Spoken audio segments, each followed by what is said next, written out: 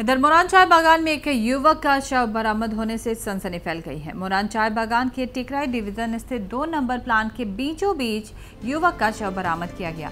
मृतक के गले पर धारदार हथियार से हमले का निशान स्पष्ट है। हालांकि मृतक युवक की पहचान अभी तक नहीं हो पाई है।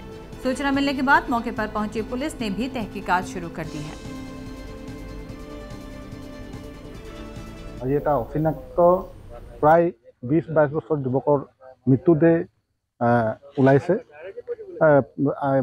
বাগান কৰ্তৃপক্ষই বা ইয়াত যি চকীদাৰসকলে তেওঁলোকে দেখিলে 4টামান বজাত, প্ৰায় 4টামান বজাত, আৰু আমি অনুমান কৰিছোঁ এটা পৰিকল্পিত হত্যাকাণ্ড হ'ব পাৰে, কাৰণ পুৰা ডিঙিত মানে দাঁৰ ঘাপ দেখিছোঁ, পুৰা এটা তেজাল মৃত্যুদেহ, এটা নৃশংসভাৱে ইয়াক হত্যা কৰা হৈছে। আৰু এই মৃতদেহটোৰ কাষত আমি ডিছপ'জেবল গ্লাছো দেখিব পাইছোঁ।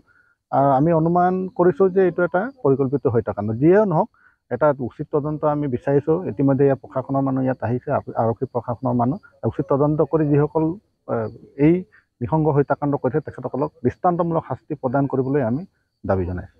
মৰাণ কলেজৰ ষ্টুডেণ্টজনক যি হত্যাৰ ঘটনা ঘটালে, ইয়াত কোনো মানে বিশেষ কামত ক'বলগীয়া কথা নাই বুলি ভাবিছোঁ। যিকেইজনে এই ঘটনাটোৰ লগত জড়িত তেওঁলোকক মানে একদম পুৰা শাস্তি হ'ব লাগে, আৰু তেওঁলোকৰ বেলেগ কোনো কথা নাই। কোনো আইনৰ সুৰুঙাই তেওঁলোক সাৰি যাব পৰা ব্যৱস্থা থাকিব নালাগে, তেওঁলোকে উপযুক্ত শাস্তি পাব লাগে।